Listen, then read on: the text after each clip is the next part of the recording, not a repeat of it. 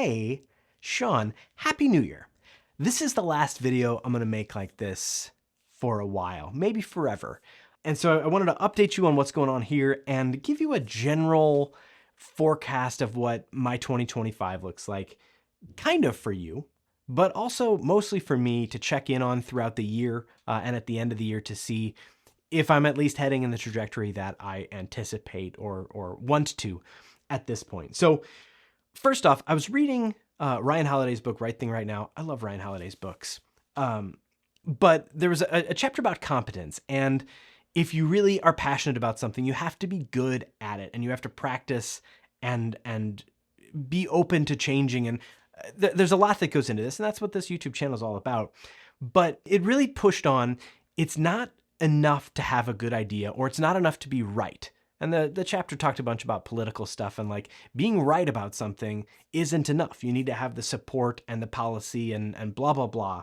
The quote that struck with the quote that resonated with me was, as a writer, it's not enough to have something important to say.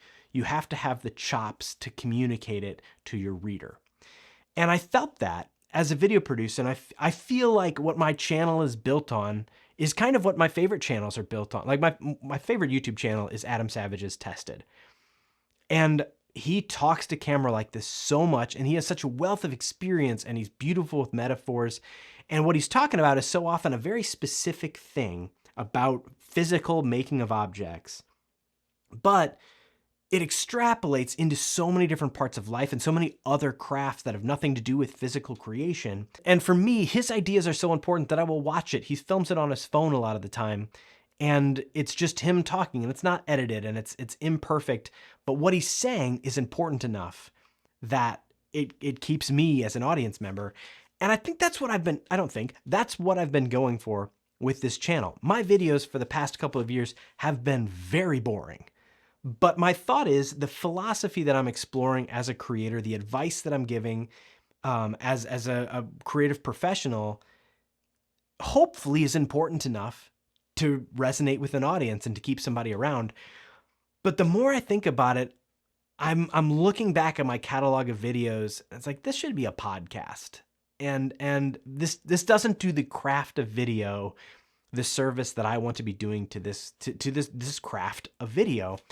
And so my goal with 2025 is to make less videos for YouTube, but to make them good. I did a video about drone footage last year, which did much better. It got a lot more views and had a lot longer viewing duration than any of my other videos. And I wrote it. I wrote the whole thing, and I had relevant B-roll sprinkled in there, and it was split into sections, and it wasn't just me turning on the camera and talking. And so that's my goal with this year, is to do more videos like that, where I have my concept, I develop it, I write it, I curate it, and then I build it in a more captivating way than me just sitting here talking to camera. And I will still be sitting here talking to camera, but it will be more interesting than me sitting here talking to camera if I can do things right. So that's really my goal. And to maybe do live streams occasionally with this format where there isn't B-roll like I've done the past few years. So that's my goal for this channel. On the business and personal side of things, if you're interested, you can turn off this video now. That's fine. I didn't make this one captivating. Boom had its smallest year ever last year. Our total revenue for last year was $48,000. I say our as a reflex. My total revenue is $48,000. Out of that $48,000 comes all of my contractors' payments. Every dollar that I paid to an editor, a director, anyone on my team, that comes out of that $48,000, as does insurance. And last year I paid an accountant $4,000 to do things wrong, to make a huge mistake that took us all year to recover from. We're still recovering from it. And this is the second time. This is my fifth accountant in the 16 years that I've been running my business. This was the fifth accountant and the second that has made a mistake that has cost me over $10,000. Even though some of that gets refunded and corrected, it's a long process. I can't pay off my credit cards during that. Like, it's frustrating. And my thought was, rather than pay $4,000 again, and every accountant has started cheaper than that, and after like 1 year then they're at $4,000, $4,500 for my business and personal returns. And I started thinking, hey, if I did the taxes myself, there's no way I would screw up and overpay by $4,000. And so therefore, the math makes more sense if I have the time to do the taxes myself, and maybe I miss a couple of deductions that I would have had somewhere else. But as long as I'm not making more than $4,000 of missed deductions or something, it's going to be a better financial move for my company rather than paying someone $4,000 to make sure that I save an extra $60 on mileage I could have written off or something like that. So that's what I'm dealing with now. And it's a fun adventure, and I'm learning a lot and getting very frustrated with the system. And with the rest of this year, my goal is to dedicate fully to the kids show. We've produced one episode in 2023 and one in 2024, and it's time to ramp that up. And this is sort of an opportunity this year to see if this is actually going to work. Is this process of creating a kids show, putting it on YouTube, can we get the momentum? Can we get the views we need to make this stick, to become sustainable financially? Because right now we have nothing, and we need to be in a spot where we have more than nothing. And so with our next episodes that we're filming, I'm able to prioritize the editing so we can turn these things around faster. Last year, I had a couple huge projects that were lingering that took way longer than we thought they would for a number of reasons. And I made a podcast about why each one of those projects went awry.